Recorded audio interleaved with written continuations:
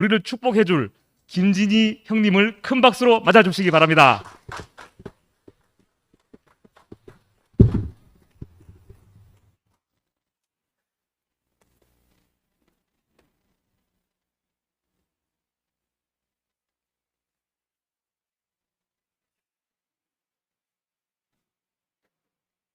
네, 안녕하십니까. 구미교회 김진희 형제입니다.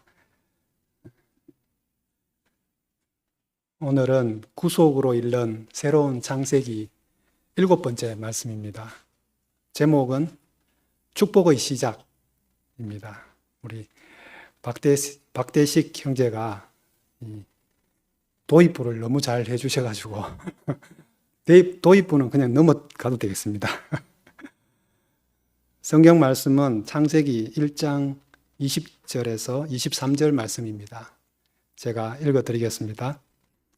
하나님이 이르시되 물들은 생물을 번성하게 하라. 땅 위 하늘의 궁창에는 새가 나르라 하시고 하나님이 큰 바다 짐승들과 물에서 번성하여 움직이는 모든 생물을 그 종류대로 날개 있는 모든 새를 그 종류대로 창조하시니 하나님이 보시기에 좋았더라. 하나님이 그들에게 복을 주시며 이르시되 생육하고 번성하여 여러 바닷물에 충만하라. 새들도 땅에 번성하라 하시니라. 저녁이 되고 아침이 되니 이는 5째 날이니라. 아멘. 오늘 7번째 말씀이고 또 하나님 창조에는 5번째 날이 되겠습니다. 하나님은 그 둘째 날에 궁창을 만드실 때 위에 궁창과 아래 궁창을 나누셨다고 했습니다. 그리고 다시 아래 궁창은 뭇을 드러나게 하시고 바다를 한쪽으로 몰아서 그 뭇을 드러냈다고 했습니다. 만약에 그 위에 궁창이 아무것도 없다면 얼마나 공허하겠으며 또 물에 아무것도 살지 않는다면 또 그 물은 얼마나 공허하겠습니까? 그래서 하나님께서는 이 공중에 새를 지으시고 또 바다에는 물고기를 만드셨다. 뭐 너무나 당연한 수순이고 세상이 그렇게 지어졌다고 하면 누구라도 당연하게 여길 것 같습니다. 만약에 바다에 물고기가 없고 또 공중에 새가 없다면 이 지구는 어떻게 되겠습니까? 사람이 아무도 살지 않는 저 금성이나 수성처럼 목성처럼 그렇게 되지 않겠습니까? 그런데 하나님은 사람을 지으시기 위해서 이렇게 공중의 새와 바다의 생물들을 먼저 지으시고 또 그렇게 지으신 이유는 그 생물들을 양식으로 삼으라고 사람에게 사실 복을 준비해 주신 거라고 할 수 있습니다. 그렇기 때문에 생명으로 바다와 하늘을 가득 채우신 것은 축복입니다. 이들에게 생육하고 번성하라고 한 것은 궁극적으로 사람에게 주신 축복입니다. 그러니까 창세기는 사람을 창조한 이야기입니다.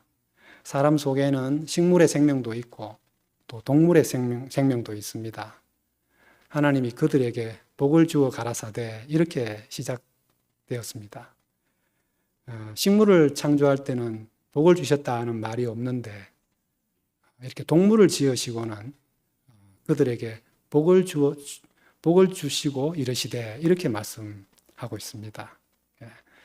하나님께서는 이 성경 안에서 그 축복이라는 말을 성경에 많이 사용하고 있는데 그 축복이라는 단어가 제일 먼저 넣은 게 바로 이 지금 읽은 창세기 1장 22절입니다.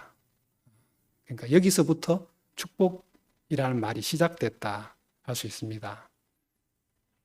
그러니까 복을 주어 가라사대 생육하고 번성하여 여러 바다에 충만하라. 공중의 새들도 땅 위에 충만하라. 이렇게 말씀하신 것이 첫 번째 축복이라는 겁니다. 너무 간단하고 단순하죠. 무슨 생물이고 무슨 동물이고 간에 잘났든지 못났든지 1차적으로는 생육할 수 있어야 됩니다. 생물은. 만약에 이 생육하지 못하면 멸종되는 거죠.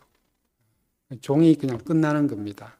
그러니까 생물학적으로 본다고 하더라도 이 생명체는 생식이 첫 번째 복입니다.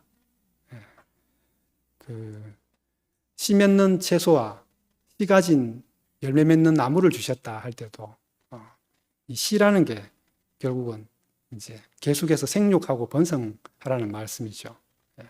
그리고 그것을 우리 사람에게 주셨다는 것은 이것을 먹고 사람이 활동하라고 하신 겁니다. 식물처럼 가만히 있으라고 먹이를 주시는 게 아니고 활동하라고. 그것은 하나님의 배필로서 또 상속자로서 만유를 지배하고 다스리는 활동이 바로 인간에 주어진 위임이라고 할 수 있습니다. 그러니까 이 다섯째 날 이 바다의 생물과 공중에 나는 새들을 만드시고 복을 주셨다는 것은 궁극적으로 사람에게 주신 축복이라고 할 수 있습니다.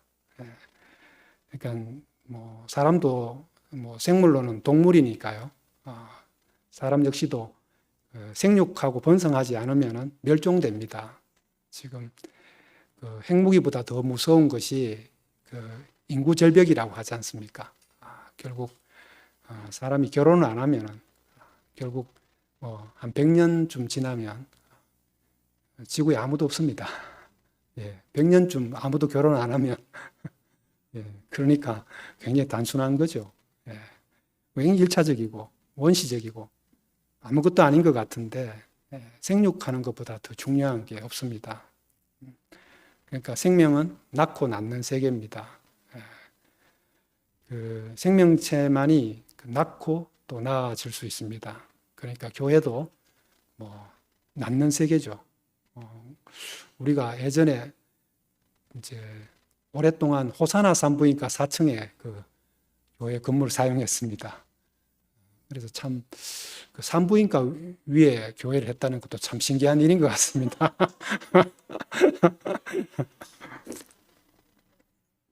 우리가 위에서 집회할 때마다 밑에서 누군가 태어나고 있었을 거 아닙니까?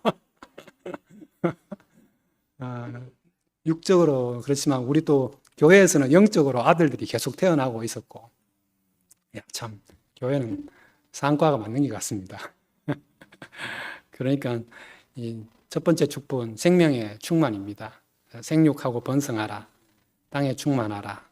이것은 지금에 와서 우리가 보니까 이게 구속의 노선이구나, 결혼의 노선이구나, 이렇게 지금 우리가 창세기를 새롭게 보게 됩니다. 사실 뭐 좋아하고 사랑하고 뭐 즐기기에는 연애만으로도 충분합니다. 어쩌면 연애가 더 달콤하지요. 그렇지만은 생육하고 번성하기 위해서는 반드시 결혼을 해야 됩니다. 그 연애는 이제 뭐 결혼 안 하는 거니까 책임감도 안 따릅니다. 그래서 부담이 없죠. 그래서 요즘 젊은 사람들은 이제 이 책임감이 너무 무겁기 때문에 결혼 안 하려고 하는 지금 추세인 것 같습니다. 근데 저희 큰애가 얼마 전에 결혼하겠다고 선포해가지고 제가 무척 기뻤습니다. 연애를 되게 오래 했는데 교회 안에서 이렇게 참 교회 자매하고 이렇게 만나서 빨리 결혼했으면 좋겠는데 했는데 드디어 이제 결혼하겠다고 해서 내일은 그쪽 부모님하고 상견례 하기로 했습니다. 그래서 야, 이거 뭐 벌써 참 제가 이런 처지에 왔나 싶은 게 어쨌든 간에 참 이번 가을이 기대가 됩니다. 우리 교회가 이제 다른 교회하고 다른 점이 있다면 뭐 역시 구속입니다. 구속. 뭐 다른 거는 굳이 우리 교회 아니라도 다 있고 대신할 수 있지만 이 구속을 대신할 수 있는 교회가 지금 없습니다. 우리밖에 없습니다. 예. 그렇기 때문에 우리가 이 구속을 우리 교회의 보배로 알고, 목사님 신년사에 말씀하셨죠. 우리 교회는 보화가 있습니다. 난 내 인생을, 내 남은 온 힘을 다해서 이 보화만 자랑하기를 원한다고. 우리 원래 첫 해 목사님 그 메시지를 주셨는데, 우리가 대구교회에 왔으면 구속을 찾아야 됩니다. 다른 것 찾으면 헷갈립니다. 대구교회에 왔으면 구속을 찾아야 됩니다. 왜 우리는 교회에 옵니까? 예수를 만나러 오잖아요. 그러니까 예수 만나는 게 교회가 존재해야 될 이유입니다. 다른 어떤 활동이 뭐 좋고 유익이 되고 뭐 우리에게 삶의 뭐 삶을 윤택하게 하고 뭐 어떤 걸 준다 하더라도 예수 못 만나면 헛방입니다. 결국 예수 만나면 다 된 거고, 예수만 만나면 아무리 좋은 것도 다 소용없는 것이 되고 맙니다. 그렇기 때문에 우리는 이 구속의 시대에 더 지금 예수에게 관심을 가지게 된 거, 이게 정말 우리한테 큰 축복입니다. 우리가 그동안 정말 예수 이야기를 많이 했지만 정작 예수에게는 관심이 없었구나. 제가 그렇습니다. 사실 저는 예수 만나려고 대구교회 왔지 뭐 다른 것 같으면 굳이 여기 안 와도 되는 사람입니다. 저는 목사님을 통해서 제가 그렇게 만나고 싶었던 예수님을 만날 수 있을 거라고 생각했기 때문에 모든 것을 뭐 그냥 아무것도 아니게 생각하고 여기에 오게 됐습니다. 그런데 그 30년 저도 가까이 이렇게 목사님 따라왔는데 5년 전에 이제 구미 순천향병원에서 목사님이 내가 과연 예수를 만난 적이 있는가?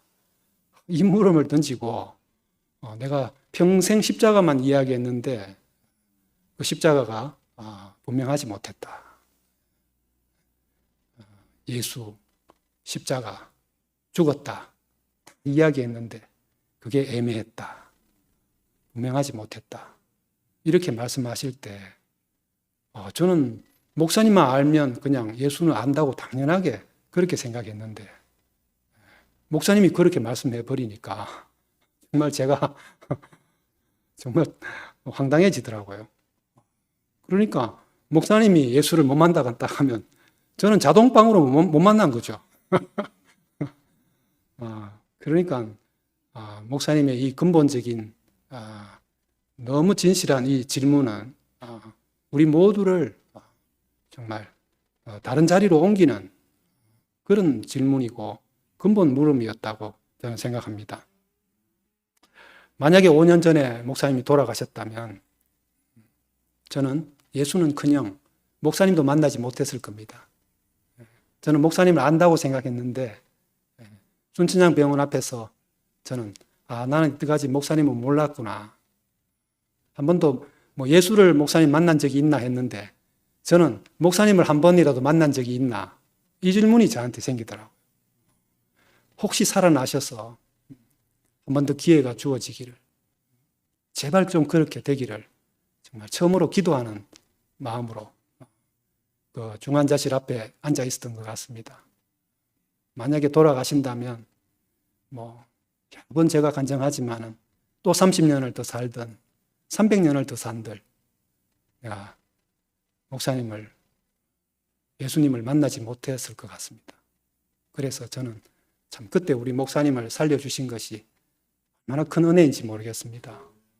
그리고 구속의 복음이 선포되고 처음에는 우리가 잘 못 알아듣고 딴청을 피우고 엉뚱한 소리를 했지만 저도 그렇지만 우리가 참 어떤 사람은 조금 더 일찍 뭐 어떤 사람은 조금 천천히 이렇게 또 언젠가는 우리 모두가 여기에 포함될 수밖에 없는 그런 복음이기 때문에 저는 이제 좀 조급함을 내려놓게 된 것 같습니다.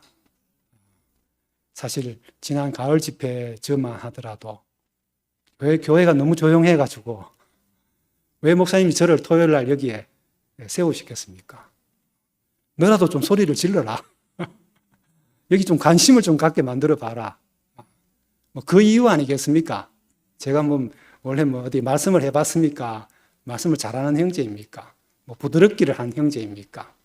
예, 저는 사실은 자격이 없는 사람인데 목사님의 그 갈망 때문에 긴급한 절박한 마음 때문에 제가 이렇게 계속 말씀을 하게 됐습니다. 그러면서 저도 그 분명하지 못했던 구속이 이렇게 말하면서 점점 더 저한테 분명해졌기 때문에 내가 참 제일 큰 수혜자라는 생각이 듭니다.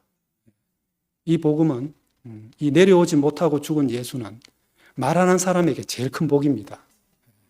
입 다물고 있으면 복이 안 됩니다. 조금 누가 뭐 좀 됐거든 그만해도 돼 알아듣겠어 해도 내가 살기 위해서라도 좀 미안해 계속 나는 좀 내 호흡이니까 내 양식이니까 내 에너지니까 좀 죄송하지만 이해해달라 하고 우리 계속 말해야 됩니다. 그리고 내가 살면은 또 그 기운으로 옆에 사람 같이 살아납니다. 그리고 언젠가는 또 들리게 되고 그 괜히 너무 남 위하고 배려하다 보면 자기도 죽어버리는 것 같습니다. 목사님이 뭐 5년 동안 일단 내가 살고 보자 하는 식으로 혼자 말씀해 오셨지 않습니까? 우리가 뭐 이렇든 말든 목사님 마음을 알든 모르든 목사님이 저렇게 줄기차게 말씀하신 것은 뭐 인내심이 대단해서가 아니고 자기 살라고 자기가 살고 봐야 되니까 이 말 안 하면 자기는 어디 포함될 데가 없고 뭐 40년 50년 예수 이야기하고 예수를 당신도 따라왔지만은 이제 뭐 곧 돌아가실지도 모르는 얼마 남지 않는 시간에 이 이야기를 안 하면 자기가 예수 안에서 만날 수 있는 자리가 없잖아요. 하나 될 수 있는 자리가 없기 때문에 그럼 자기 인생이 아무것도 아닌 헛고생하게 된 거고 헛수고하게 된 거니까 자기가 사시려고 계속 말씀하셨다는 생각이 듭니다. 그러니까 우리도 내가 먼저 살고 봐야 됩니다. 좀 미안하지만 내가 좀 살아야 되겠어. 좀 봐줘. 이렇게 그런 마음으로 우리가 참 더 온유한 마음으로 이 말을 할 수밖에 없는 것 같습니다. 그렇기 때문에 예수의 증인이라는 것은 목격자가 아닙니다. 그 십자가에서 내려오지 못한 그 진실한 사람, 그 안에 포함된 사람이라야지 사실은 증인입니다. 그리고 그 사람과 결혼한 사람이 진짜 증인입니다. 연애 오래 하면은 그 애인을 알 것 같잖아요. 아닌 것 같습니다. 연애 오래 한 사람일수록 결혼해서 이혼할 확률이 더 높다네요. 그러니까 연애 오래 한다고 해서 상대방을 아는 게 아닌 것 같아요. 진짜 아는 거는 결혼해야지 아는 거죠. 그래서 히브리어에서는 결혼이란 말이 안다라고 하잖아요. 안다라는 말이 결혼이란 말이라고 합니다. 그러니까 진짜 우리가 예수를 알기 위해서는 결혼 안에 와야 됩니다. 결혼하려면 어디에 와야 되겠습니까? 구속 안에 와야죠. 내려오지 못한 이 사람이 보여야지 우리가 즉시 결혼할 수 있는 거죠. 바로 하나가 되는 거지 않습니까? 그래서 참 이 첫 번째 축복이라고 하신 말씀이 생육하고 번성하여 땅에 충만하라. 참 신기하지 않습니까? 우리가 생각할 때는 뭐 로또 복권 정도에 당첨돼야 좀 대박 터졌다, 축복이 왔다 이렇게 말할 텐데 하나님은 생육하고 번성하라. 여기에 축복을 주셨다는 겁니다. 우리는 정말 종교 안에서 이것도 주십시오, 저것도 주십시오. 그 축복을 얼마나 기도를 많이 했습니까? 뭐 축복 기도 받으려고 얼마나 저도 노력했고 지금도 그 제 주위에 크리스찬 선생님들 보면은 젊은 선생님들 애기 넣으면은 뭐 목사님한테 신부님한테 데리고 가가 축복 기도 받고 뭐 그런 거를 지금 우리한테는 그게 아득하고 진짜 웃기는 진짜 절차인데 뭐 얼마나 진지하게 막 얼마나 막 거룩하게 그걸 하는지 참 우리가 그런 축복에 참 그게 축복인 줄 알고 살 사람들인데, 우리가 참 십자가에서 내려오지 못한 사람이 우리 인생의 축복이 됐다. 이건 정말 우리가 생각지 못한 세계입니다. 한 번도 저는 이 예수가 내려오지 못한 사람이 내 인생의 축복이 될 줄 몰랐습니다. 그러니까 이게 우리에게 인생의 근본이라고 할 수 있죠. 근본적인 축복이 오면은 다른 축복이 필요가 없습니다.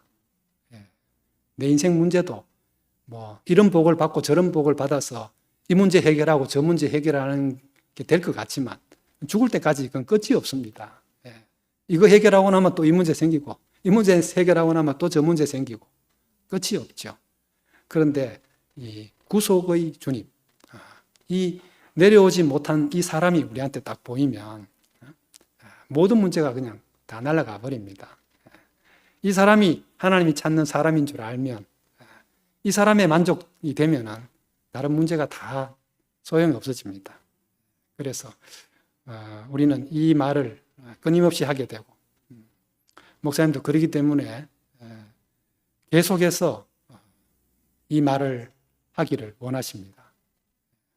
목사님의 소원은 지금 그밖에 없습니다. 우리가 뭐 교회를 위해서 무슨 일을 하고 뭐 그런 게 아닌 것 같습니다. 오직 이 말을 해서 우리의 정체성을 찾자. 우리 교회가 있어야 될 이유를 여기서 발견하자. 그것이 목사님의 마지막 소원이신 것 같습니다. 그렇기 때문에 요한복음 17장 3절에 보면은 영생은 곧 유일하신 참 하나님과 그가 보내신 자 예수 그리스도를 아는 것이라고 했습니다. 그렇다면 우리는 지금 예수를 어떻게 알아야지 영생을 알겠습니까? 무리를 걷고 오병리어로 5천 명을 먹이고 죽은 나사로를 살리고 뭐 물로 포도주를 만드는 이런 예수를 안다고 우리한테 영생이 오겠습니까? 아닙니다. 뭐 뛰어내릴 수 있지만은 안 뛰어내린 대속의 주님으로도 우리는 이 영생 안에 들어갈 수가 없습니다. 오직 내려오지 못하는 사람, 십자가에 못 박히면은 꼼짝없이 그냥 내려오지 못하고 죽을 수밖에 없는 그 사람이 나 자신으로 보이면 바로 영생입니다.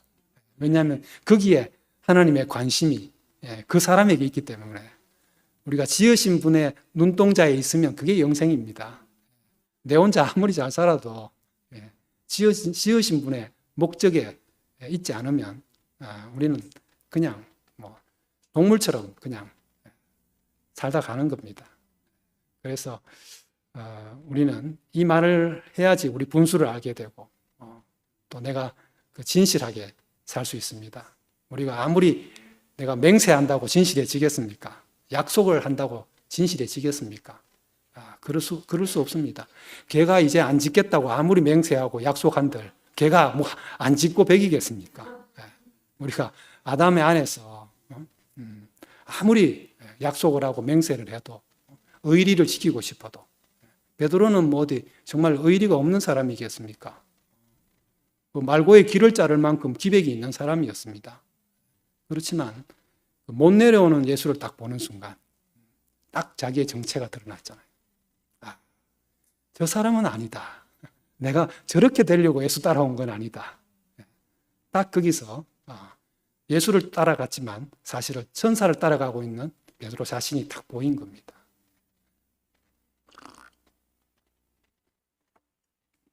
그렇기 때문에 나는 교회를 위하겠다. 목사님을 위해 살겠다. 오직 하나님만을 위해 헌신하겠다.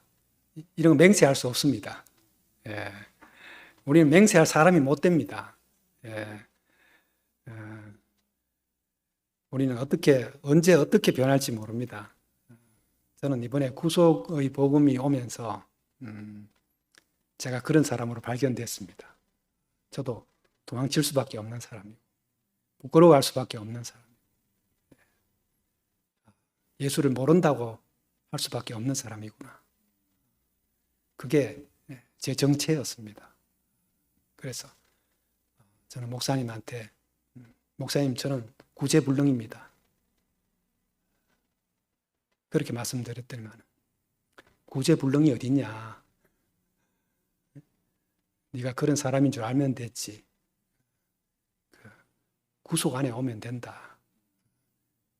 되는 자리가 있다. 안 되는 자리에서 용 쓰지 마라. 그렇게 말씀해 주셨는데 얼마나 이게 우리한테 복음인지 모르겠습니다. 정말 우리가 목사님이 이 새로운 세계로 이사를 안 가셨으면 이 새로운 판으로 목사님이 옮기지 않으셨다면 우리는 여전히 옛세계 열심히 따라가야 되고 열심히 말씀 드려야 되고 열심히 어떤 인격이 둬야 되는 그런 옛세계 옛판에서 우리는 속에서 허덕거리고 그래가지고 되면 좋지만 그 천에 하나 되겠습니까? 만에 하나 되겠습니까? 저 같은 사람은 도저히 될 수 없는 노선입니다. 그런 노선에서 누구나 되는 노선, 존재만으로 누구나 부족함이 없는 노선. 그냥 저 사람이 나네요 하면 바로 그냥 옮겨지는 이런 노선이 우리한테 왔다는 것이 이게 진짜 축복 중에 축복 아니겠습니까? 그러니까 복음이죠. 복음은 지키려고 애쓰지 않아도 복음입니다. 만약에 그 힘이 들고 애를 써야 되고 또 그러면서도 늘 불안하면 그 복음 아닙니다. 복음이 어떻게 불안할 수 있습니까? 불안이 없는 세계입니다, 여기는. 그렇기 때문에 이 구속의 복음은 유일한 복음입니다. 유일하다고 하니까 자꾸 이게 배타적이고 독선적이고 이런 거 아니냐. 이런 색안경을 끼고 색보청기를 끼고 자꾸 듣는데 그 예외가 없다는 말입니다. 예외가. 이 한 사람도 포함되지 않을 사람이 없다. 이게 복음 아닙니까? 그런 의미에서 유일한 거지. 넌 다 틀리고 이걸 오직 이걸 받아들여야 돼. 이게 옳은 거야. 옳고 그르고의 문제가 아니잖아요. 유일하다는 것은 예외가 없다는 겁니다. 모든 사람이 포함되기 때문에 유일한 것이죠. 그렇기 때문에 우리가 섞이면 안 됩니다. 그 성경은 이 천사와 사람이 섞인 것을 네피림이라고 표현했습니다. 네피림. 그런데 네피림이 되고 나니까 혼합된 사람이 한 일이 뭐겠습니까? 거역입니다. 거역. 그러니까 네피림이 하는 일은 홍수를 불러오는 일밖에 없습니다. 홍수를 불러오는 게 네피림의 일입니다. 그러니까 이스마엘은 아브라함에게 닥친 홍수입니다. 그러니까 지금 기독교가 그렇고 어쩌면 우리 교회도 그런지도 모릅니다. 세상의 물결이 아담의 선악과의 물결이 밀고 들어와가지고 어디 가나 지금 이스마엘이 판을 치는 그런 판이 되고 말았습니다. 그리고 이 이스마엘은 반드시 이삭을 희롱하게 되어 있습니다. 참 사람의 씨앗이 오면 거짓된 그 사탄에게 그 붙잡힌 사람은요 반드시 이 이삭을 희롱하게 되어 있습니다. 왜냐하면 자기가 쓸 자리가 없기 때문이죠. 그렇기 때문에 이삭이 자라는 것을 결사적으로 반대하고 부모님이 안 볼 때 송곳으로 이삭을 막 찌르는 겁니다. 어쨌든지 이삭을 죽여야 됩니다. 예수가 그래서 죽은 겁니다. 그러니까 참 사탄은 온갖 미덕을 가지고 이 이삭이 드러나는 것을 반대하는 거죠. 방해하는 거죠. 그래서 그 좋은 것으로 이거를 존재를 가리는 거죠. 그러니까 미덕을 권장하는 겁니다. 권장. 사탄은 교회의 좋은 것들을 권장합니다. 그 내려오지는 못한 예수만 안 드러나면은 다 권장하는 거죠. 권장. 그리고 대속 안에 머물기를 계속 권장하는 거죠. 지금 우리 용순이 누나 표현대로라면 우리 교회 지붕에서 놀고 있던 사탄들이 지금 완전히 지금 난리가 났습니다. 지금 구속의 복음이 선포되고 형제들이 이거 막 외치기 시작하니까 이때까지 미덕과 좋은 것으로 교회가 막 충만할 때는 자기들도 지붕에서 그냥 놀다가 지금 구속 이야기하니까 이거 이제 더 이상 이거 안 되겠다 싶었는지 막 지금 막 전선을 복잡하게 만들고 지금 막 사람들의 관심을 분산시키고 막 어떻게든지 이 구속을 구속이 안 드러나게 하려고 지금 뭐 그래 안 보입니까? 아유 저는 뭐 지금 막 사탄이 지금 막 전체 권리대를 하는 것 같습니다.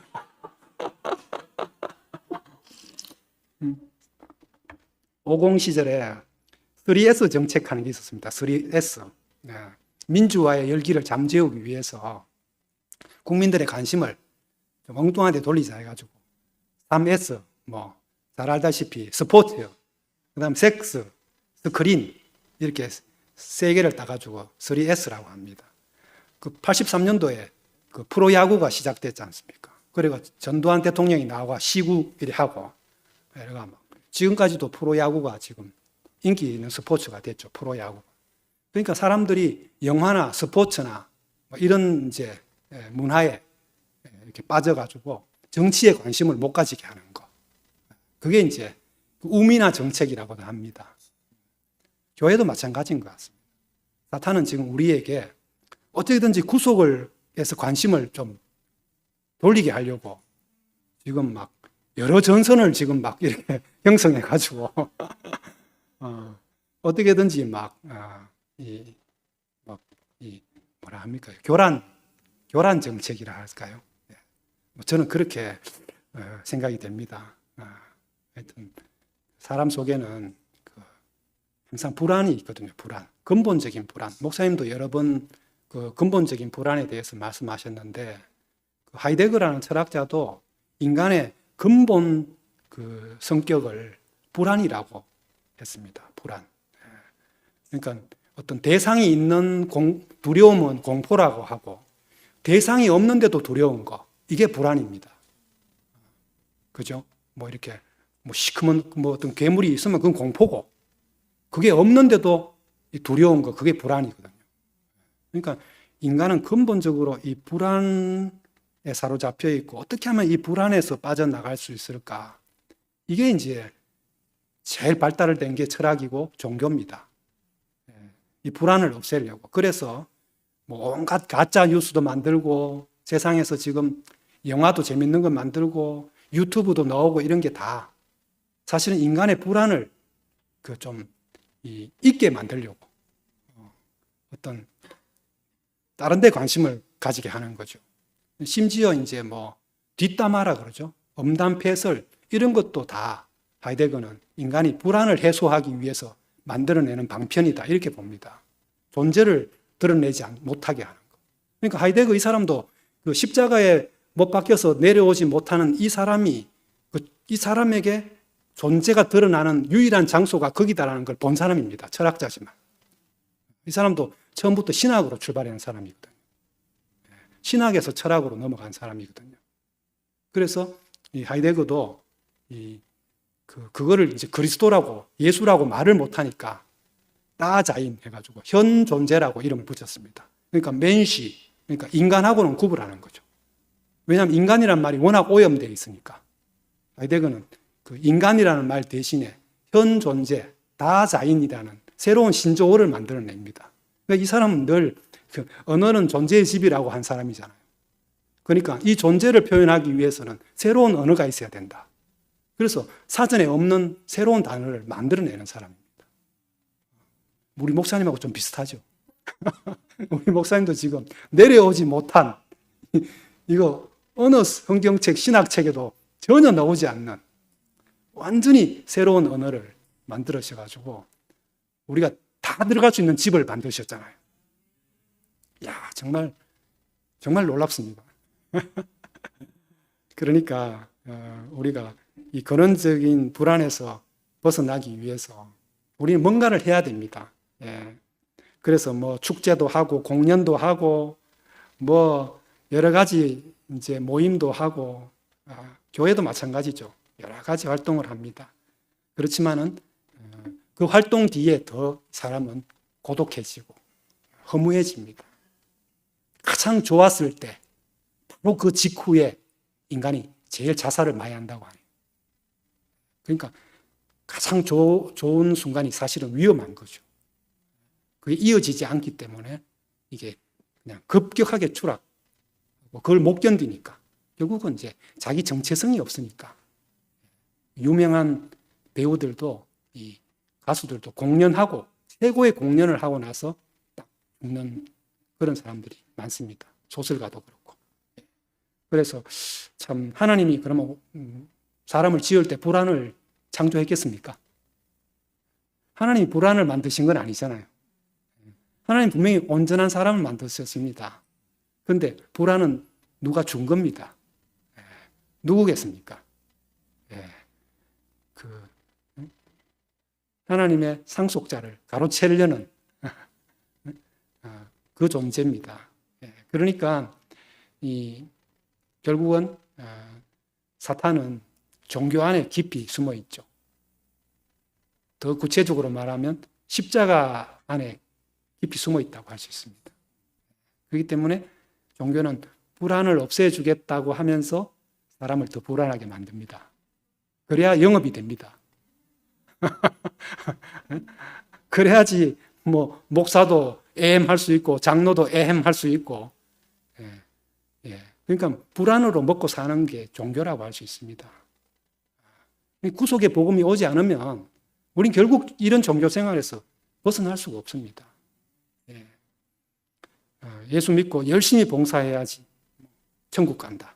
이게 이제 종교 상품이잖아요. 그러니까 우리는 이 상품을 계속해서 구매할 수밖에 없고 불안 이제 완화제를 계속 쓸 수밖에 없지만 거기서는 나중에는 그 약도 이제 면역이 뭡니까 만성이 돼가지고 이제 지금 사람들이 점점 이제 종교를 떠나는 종교 말기 현상을 지금 이 사회가 지금 이 시대가 겪고 있습니다. 이럴 때 우리 교회가 지금 등불처럼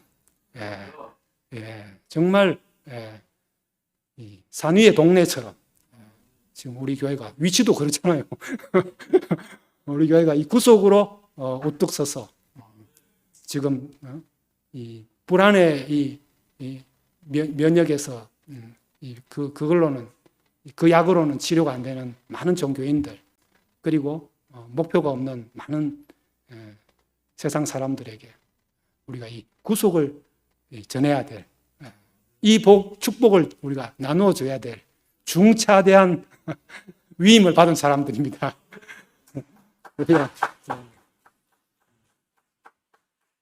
우리가 절대 시시한 사람이 아닙니다. 2000년 만에 우리한테 온 기회입니다. 우리가 뭐 대단한 사람입니까? 좋은 시대를 타고난 겁니다, 우리가. 그냥 태어나기를 나이키 시대에 태어난 거죠. 딱 추수해가지고 양식을 곡간에 딱 넣는 순간에 우리가 딱 때를 맞춰서 이제 불려진 거죠. 그럼 우리 너가 잘 먹고 잘 살다가 그냥 대구교회 만나서 좋은 목사님 만나가 잘 살다 죽었다. 이건 아닐 것 같아요. 딱 이 시대에 이때에 우리를 부르신 것은 바로 이 구속의 복음을 전하고 이 축복을 모든 사람들에게 분배하라고 우리를 부르신 거죠. 그러니까 우리는 얼마나 이 영광스러운 사람들입니까? 정말 좋은 시대를 타고난 것 같습니다. 그런데 참 이 사탄은 이 위임을 되찾겠다고 하는데 이 위임을 뺏기면 안 되니까 난리를 지금 피우고 있는 겁니다. 이 귀중한 상속권을, 이 인권을 우리가 되찾았는데 왜 우리가 지금 이렇게 그만 이야기해라 죽겠다 이렇게 하겠습니까? 그 형제 자매의 이야기가 아니고요. 속이는 자 때문입니다. 속에서 사탄은 그 교란 작전을 펼치는 겁니다. 그러니까 형제 자매를 우리가 어떻게 잘못됐다 이렇게 보면 절대 안 되는 거죠. 그 뒤에서 참소하고 송사하는 자가 있단 말이에요. 계시록 12장 10절에 보면은 우리 형제들을 참소하는 자, 곧 우리 하나님 앞에서 밤낮 참소하던 자라고 사탄을 이야기하고 있습니다. 계속해서 형제들을 찌르고 뭐 이렇게 뭐 먼지를 털고 긁어 부스럼을 자꾸 만들어내는 겁니다. 왜? 구속을 못 보게 하려고. 그렇기 때문에 우리가 지금 우리 곁에 속삭이는 참소하는 자가 있다는 걸 항상 생각해야 됩니다. 우리가 그 소리 들을 사람이 아니고 우리는 지금 우리의 구속의 주님이 어디에 있는가 여기에만 관심이 있어야 되고 십자가에서 내려오지 못하는 자리에 딱 못 박혀 있는 내려오지 못하는 그분만 우리가 바라봐야 되고 그 음성을 들어야 됩니다. 그러니까 뭐 이 복음마저도 다양성을 지녀야 한다는 이 주장은 얼마나 그럴듯합니까? 그렇지만 이거 포장된 거짓입니다. 뭐 다양하게 복음이 뭐 표현되고 해석돼야 된다. 얼마나 그럴듯하고 좋은 말 같습니까? 그렇지만 목사님이 여러 번 표현하셨듯이 들어오는 문은 다양하더라도 안에 들어오면 하나다. 한 가지를 말할 때 그게 진짜 진실이고 복음이 되는 거죠. 뭐 이 사람 이 말하고 저 사람 저 말하고 뭐 그래도 되고 저래도 되고 뭐 저래 가도 진리가 있고 뭐 이래 돼버리면 이건 뭐 굉장히 열려 있는 것 같지만 개판되는 겁니다, 이거. 그러면 교회가 있을 이유가 뭐 있습니까? 뭐 복음이라고 할 이유가 없는 거죠. 복음은 절대적인 겁니다. 중간이 없어요. 비스무리한 건 아들이 아닙니다. 아들이면 아들이고 종이면 종인 거지 중간은 없습니다. 복음의 중간은 없습니다. 복음의 다양한 게 어디 있습니까? 받아들이면 복이고 안 받아들이면 저주인데요. 그러니까 중간은 타협일 뿐입니다. 절대 중간은 없습니다. 그래서 요한복음 12장 48절에 나를 저버리고 내 말을 받지 아니하는 자를 심판할 이가 있으니 곧 내가 한 그 말이 마지막 날에 그를 심판하리라. 예수님이 십자가에 가기 전에 이렇게 말씀했습니다. 물론 예수님은 자기가 세상에 온 것은 자기가 세상을 심판하러 온 게 아니고 구원하러 왔다고 바로 그 47절에서 말씀을 하고 그래도 이걸 안 받아들이는 사람은 이 말이 그들을 심판할 날이 올 것이다. 이렇게 말합니다. 자기가 뭐 누구를 심판하고 벌 주고 이런 게 아니고요. 내가 한 이 말이 그들을 스스로 심판하게 될 날이 온다는 겁니다. 이 말이 무슨 말이겠습니까? 저는 이게 구속의 말이라고 생각합니다. 왜냐하면 이것은 십자가에 죽으시고 제자들이 그 구속 안에서 본 예수를 적었기 때문에 이 말은 그들을 심판할 마지막 이 말은 결국 십자가에서 내려오지 못했다는 바로 이 말입니다. 이 말 안에서 우리는 심판받지만 사실은 이게 축복된 심판이죠. 모든 형제들이 모든 사람들이 이 말에서 심판받고 우리가 새로운 세계로 옮겨지는 거니까 먼저 받아들이는 것이 더 복인 거죠. 새 집을 지어놓고 입주하라 그러면 자꾸 미루면 자꾸 자기 헌 집에 계속 살아야 되니까 손해입니다. 이 집이 살 집 아니면 새 집이 왔다 그러면 빨리 이사 가는 게 하루라도 더 복이죠. 그러니까 뭐 창세기 1장 20절 이하의 축복을 하나님이 말씀하셨지만 진짜 축복은 구속입니다. 구속만이 축복입니다. 다른 것은 내 만족에 지나지 않습니다. 그렇기 때문에 그건 참된 축복이라 할 수 없고 잠시 있다가 사라질 안개와 같은 것들이라고 할 수 있습니다. 그리고 아무리 좋은 축복이라도 다른 사람들이 함께 포함될 수 없는 축복은 축복이 아니고 또 차별입니다. 그런 축복 자랑하면 아무도 하나 되지 못합니다. 그렇기 때문에 이 구속의 복음이 와야지 모든 사람이 함께 할 수 있는 축복이 됩니다. 우리가 그동안 30년, 40년 교회 생활하면서 각자 받은 은혜와 축복을 말하면 이상하게 하나 되기는 그냥 갈수록 점점 야, 너는 그런 축복도 받았나? 너는 그런 은혜도 받았나? 나중에는 좀 싸늘해집니다. 처음에는 와 이렇게 하다가 이제 결국은 그럼 나는 뭔데? 나는 왜 그런 거 못 받았노? 이래 돼버리면 축복 이해하다가 나중에 갈라져 버린다니까요. 니 잘났다 이래 되고, 그죠? 그러니까 어떤 형제가 말씀하고 어떤 형제가 간증해도 축복을 못 하는 거죠. 야, 나는 말씀도 못하는데, 뭐, 저거는 말씀하네. 뭐, 저거는 간증도 되게 잘하네. 나는 간증도 못하는데, 내 대신에 간증하고 말씀하면 같이 기뻐하고, 이 구속 안에서는 그게 가능하잖아요. 저는 요즘 뭐 구속 두 글자만 구속 이렇게 이야기해도 막 나는 막, 못 내렸다 이것만 막 해도 막, 뭐 업어주고 싶고 막, 맛있는 거 사주고 싶고 막 이런데, 이야, 저 예전엔 그러지 못했어요. 누가 내보다 더 간증 잘하고, 누가 내보다 더 말씀 잘하면요, 속에서 은근히 시기심이 나고, 아이고, 막 비교가 되고, 어떻게든지 좀 이렇게 끌어내리고 싶고, 막 이런, 내 마음속에 이상한 그런 게 딱 있더라고요.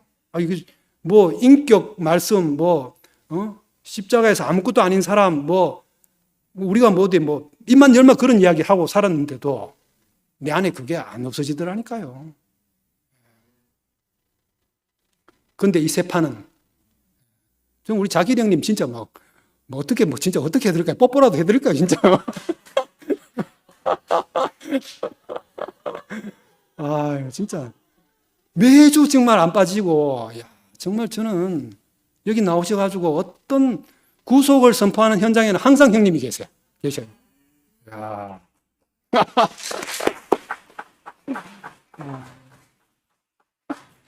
아이고, 뭐, 우리 혜순이 누나나 교순이 누나나 다 마찬가지입니다. 정말, 너무 정말 감사합니다. 예.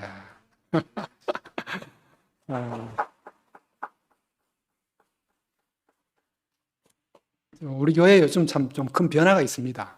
그게 뭐냐면은, 이 생애 간증이 짧아졌다는 겁니다. 그거 못 느끼시에요? 저는 좀 그런 걸 요즘 느껴요.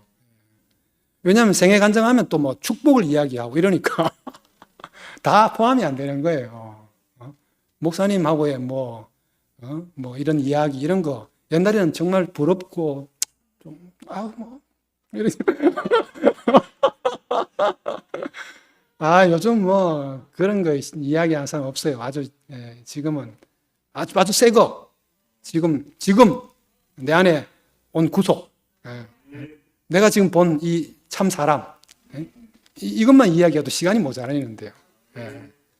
참 우리 교회가 좀 이렇게 혼란스럽고 좀 이런 과정을 거쳤지만 이런 걸 통해서 뭐가 떠나가는 것 같아요. 예세계가. 그냥 좋은 게 좋다고 했으면은 우리는 거기 민기적거리고 그 절대 못 버릴 사람들이거든요. 저도 뭐 쫄리지만 저도 내세운다면 왜 미덕이나 이런 게 좀 없겠습니까? 저도 스토리 좀 있습니다. 근데 그 스토리 지금 구시대적입니다. 그 이야기 해가지고 뭐 포함될 사람 뭐 없습니다. 그래서 참 이 긍정적인 모든 것이 구속 안에 있구나. 십자가에서 못 박혀서 내려오지 못한 이 사람 안에 이 사람으로 말미암은 긍정적인 모든 것이 우리 것이 됐습니다. 그러니까 참 우리가 이 십자가에서 내려오지 못한 예수 안에 가면 내가 먹을 게 너무 많습니다. 소문난 잔치에 먹을 게 없다고 하잖아요. 저는 소문난 잔치에 좀 초대도 못 받는 사람이거든요. 정말 좀 가고 싶은 결혼식이나 이런 특별히 뭐 요래 테이블 요래가 몇 명 뭐 이렇게 초대받는 거 있잖아요. 한 번도 못 초대받아봤습니다. 여러분 초대받아봤습니까? 진짜 되게 그럼 좀 삐까뻔쩍한 그런데 한 번도 초대를 못 받아봤어요. 그래서 이제 못 먹는 이제 여우가 그러죠. 저 신포도다 이제 씁쓸하게 이제 그렇게 하고 말았는데요. 이야, 그런데 이 못 내려온 사람, 여기엔 진짜 먹을 게 천지입니다. 이 축복을 세다가 그죠? 다 못 세고 자고 이럽니다. 살 때. 어느 날 지나가다 보니까 개업 식당하고 뭐 어떤 개업식 화분을 보냈는데 뭐 대박 나세요, 뭐 이런데, 뭐 한 군데 보니까 돈 세다가 잠드세요 이래 놨더라고.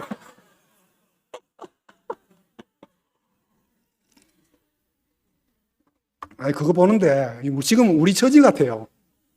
이 구속 안에는 축복을 세다가 잠을 못 자겠어요. 이야 참 우리가 이 십자가에서 내려오지 못하고 죽은 이 사람이 좋게 보이면, 이분이 정말 우리의 먹을 양식으로 보이면, 정말 뭐 초대 뭐 꼭 받는 잔치에 가려고 뭐 애태울 필요가 없습니다. 우리 일상이 다 잔치입니다. 그리고 이 사람이 좋아 보이면 우리는 이 사람을 사랑하게 되죠. 사랑하게 되면 어떻게 됩니까? 결혼하죠. 결혼하면 어떻게 됩니까? 생육하고 번성하는 거죠. 세상에 어느 여자가 애 낳으려고 결혼한 여자가 어디 있습니까? 그 사람하고 같이 있고 싶어서 결혼하고, 지금 결혼 안 하는 것보다 이 남자를 만나서 함께 살면 지금보다 더 행복할 거라고 생각하고 결혼하는 거지, 뭐 생육하고 번성해야 되겠다 하고 결혼한 여자가 어디 있겠습니까? 여자들 애 낳는 거 얼마나 무섭고 힘든 일입니까?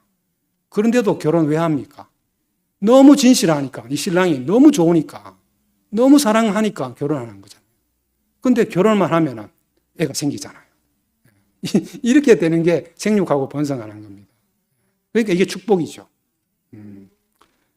정말 우리가 내려오지 못하는 예수가 우리에게 사랑스럽고 좋게 보였다는 게 이게 축복입니다. 우리한테 이런 눈이 있다는 거. 우리는 그런 눈이 없는데 우리 앞에 있는 분이 그 눈을 가지셔가지고 우리도 그 눈을 이식받게 된 것 같습니다. 존재의 축복. 이 축복은 누구라도 전할 수 있고 값없이 줄 수 있는 축복입니다. 야곱이 120살에 바로를 축복할 때 바로 이 축복으로, 이 존재의 축복으로 축복한 것입니다. 그 사람이 뭘 가지고 있겠습니까? 다 잃어버리고 절름발이에다가 이재민이고 정말 늙은 다리도 절름발이가 된 그런 야곱이 어떻게 세상의 축복을 다 가진 바로를 축복할 수 있겠습니까? 이거는 구속이 아니면 설명할 길이 없습니다.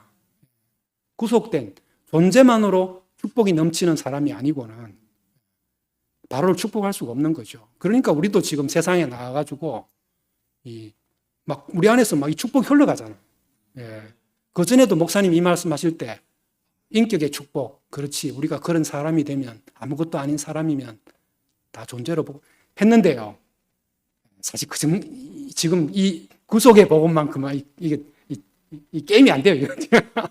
지금 우리가 만나는 사람에게 이 나가는 축복은요, 이거는 감당을 할 수가 없어요. 이게 진짜 누가 내 옷을 만져도 내 축복이 막 나갈 것 같아. 그러니까 어떤 여자가 그 예수님의 옷자락을 만졌는데 나았다 하는 말이 이게 거짓말이 아니라니까요.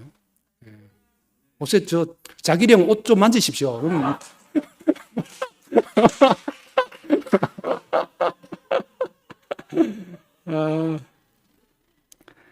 참 우리는 이 구속 안에 있는 사람을 만나면 참 당당하지요. 우리 서로 당당하게 됐습니다.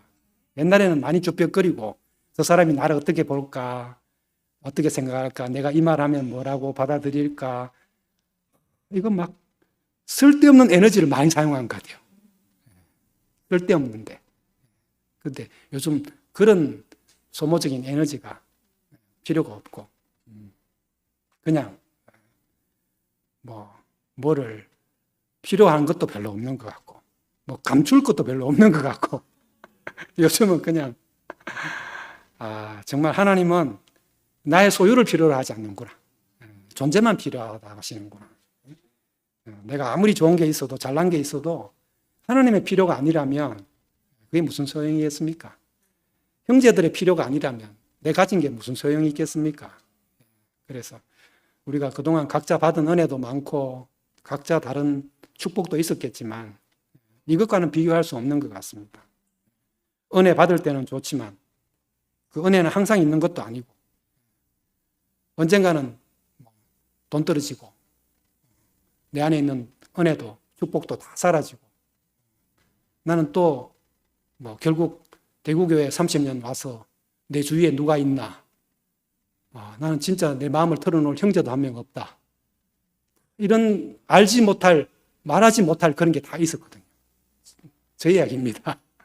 근데 이 자리에 오니까 얼마나 많은 사람들이 나와 함께 있는지 그냥 바로 하나가 되는, 나 너 알겠어. 너도 내 알겠지. 이렇게 되니까요. 얼마나 놀라운지 모르겠습니다. 그러니까 구속은 존재의 언어입니다. 존재의 언어.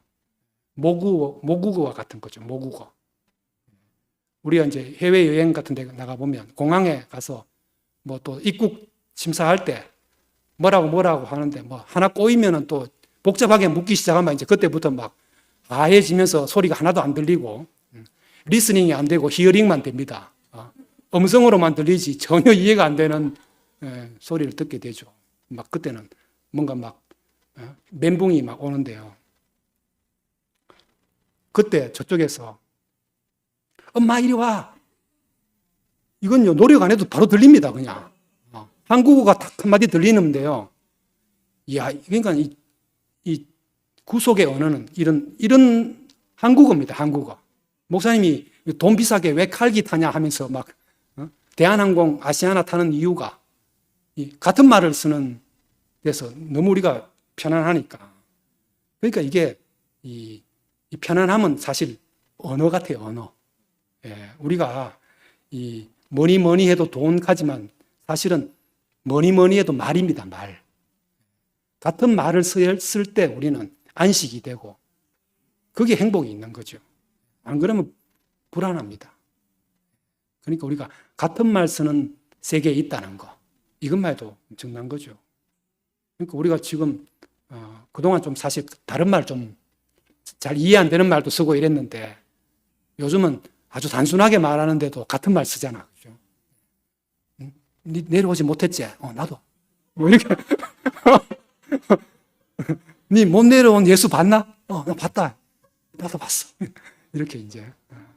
몇 마디 안 하는데도 막 오만 교감이 막 다 왔다 갔다 하고, 막 내 안에 있는 막 모든 자료가 막 그냥 그대로 막 업로드 막 되고 막 이렇게. 막 이 자료가 나한테 확 오고 막 이렇게. 막 되잖아요. 그죠? 이야, 진짜 이건 뭐, 진짜 다른 축복은 말하고 싶지가 않습니다. 저는 요즘. 이 구속의 축복만으로도 물론 이때까지 제가 받은 축복으로 여기까지 왔습니다. 제가 그 교회의 은혜와 축복을 무시하자는 게 아닙니다. 절대. 우리한테는 20년, 어떤 사람은 30년, 어떤 사람은 40년 동안에 그 축복이 있어야지 이 자리에 올 수밖에 없는, 또 그래야지 우리가 이 복음을 또 전할 수 있는 그 내용을 가지기 때문에 우리한테는 그 시간이 필요했던 거죠. 그렇지만 우리는 이제는 그때 그 축복을 자랑하지 않게 됐다는 겁니다. 왜? 지금 축복이 너무 중요하고 크니까. 비교할 수 없는 거니까. 예수님 자신이, 목사님 자신이 우리에게 축복입니다. 새 창조의 주님. 이것이 가장 큰 축복이죠. 우리 창세기 하고 있습니다. 하나님은 나와 상의하지도 않고 새 세계를 여셨습니다. 새 창조를 시작하셨습니다. 무엇으로? 구속으로. 예수 안에서 새 창조가 시작됐습니다. 그렇기 때문에 하나님의 말씀은 일방적인 선포입니다. 받아들이면 복이지만 안 받아들이면 어쩔 수 없습니다. 하나님은 절대적인 주권으로 우리를 부르셨고 또 절대적인 필요에 의해서 우리를 쓰실 것입니다. 그분이 필요하다면 부를 것이고 쓰시고 싶으면 쓰실 것이고 필요 없으면 우리는 버려질 것입니다. 당연하지 않습니까? 피조물이 하나님께 쓰여지다가 버려지는 건 당연한 거죠. 어제 목사님께서 한 통의 전화를 주셨습니다. 한 2분의 짧은 통화였는데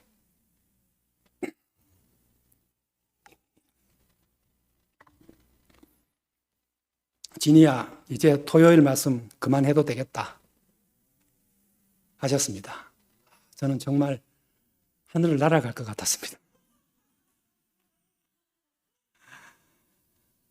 이제 목사님께서 말씀하실 때가 됐구나. 목사님께서 말씀해 주시겠다는 청신호로 들렸습니다. 너무 짧은 통화였기 때문에 어떻게 돼요? 그러면 토요일 어떻게 해요? 묻지도 않았습니다. 아버지와 아들은 그런 거 아닙니까? 하락하면 하고, 그만해라 하면 그만하면 되죠,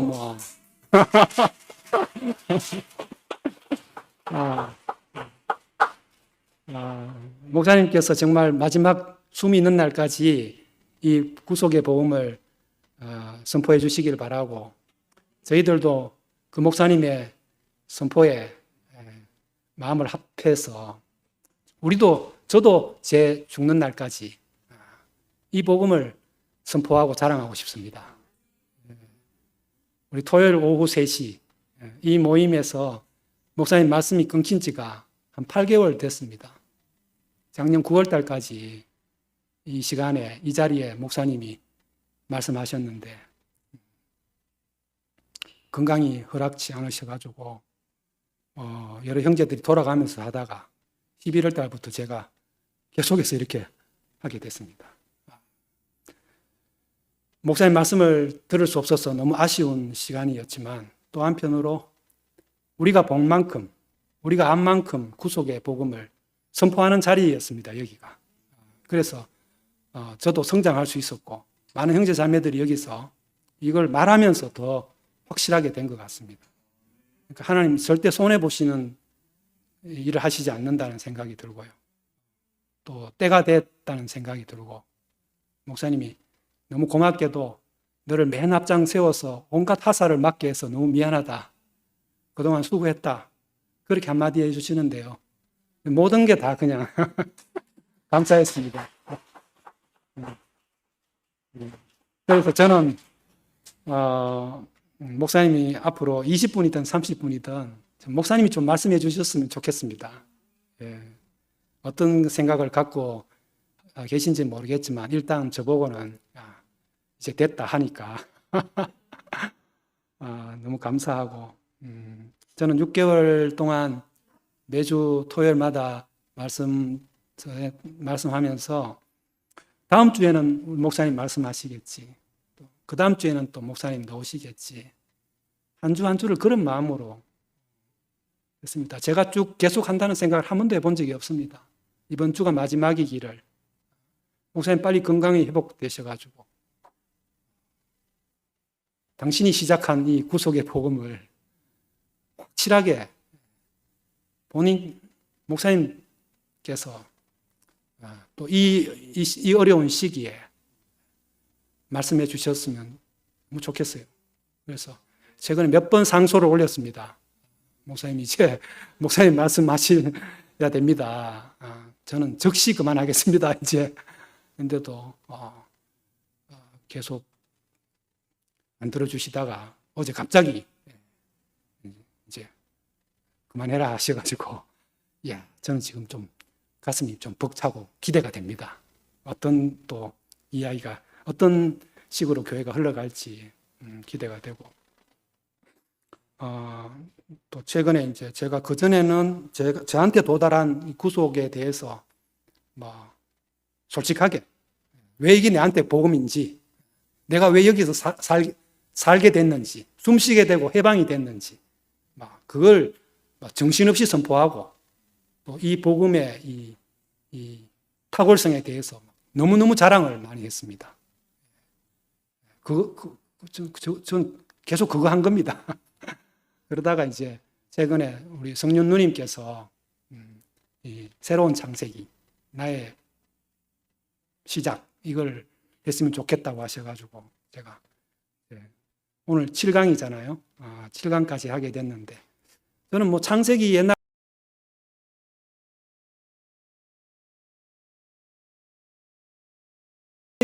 목사님 말씀 복습한다는 것보다도 이 말씀 하실 때 목사님 마음이 뭐였겠나? 사실은 이 책을 보신 분은 알겠지만 구속이라는 게 진짜 가뭄에 콩 나듯이 조금씩 나옵니다. 저는 아예 그냥 제 해석대로 계속 구속으로 그냥 다 처음부터 끝까지 이야기해 버리지만 목사님 말씀은 얼마나 조심스럽게 한마디 붙이고 그 한마디 하기 위해서 자기 살아온 이야기 다 하시고 또 정말 얼마나 대놓고 구속만 말하고 싶었겠습니까? 말씀하고 싶었겠습니까? 근데도 그때는 우리의 상태가 어리고 그러지 못했기 때문에 조심스럽게 말씀하셨구나. 이 책을 읽으면서 너무 목사님 마음이 저는 느껴졌고, 목사님 이제는 마음 놓고 말씀하세요.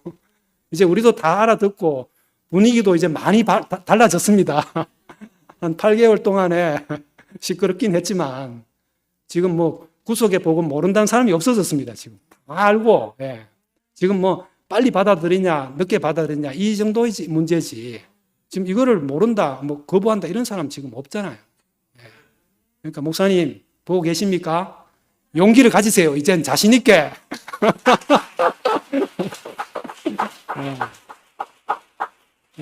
옛날처럼 막 1시간, 1시간 반 말씀 안 하셔도 됩니다. 그냥 간단하게 말씀하시면 저희들이 나와서 하답하겠습니다. 정말 하나님 하시니 놀랍고, 저는 참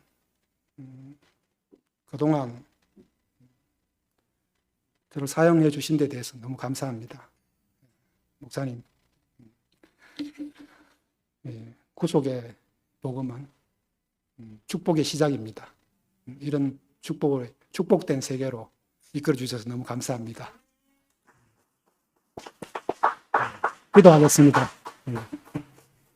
은혜로우신 아버지 하나님, 하늘의 궁창에 새를 지으시고 바다에는 물고기를 지으셔서 생육하고 번성하게 하신 것을 감사합니다. 사람에게 이 모든 식물들과 생물들을 양식으로 삼고 이들을 지배하고 다스리는 통치권을 주신 것을 감사합니다.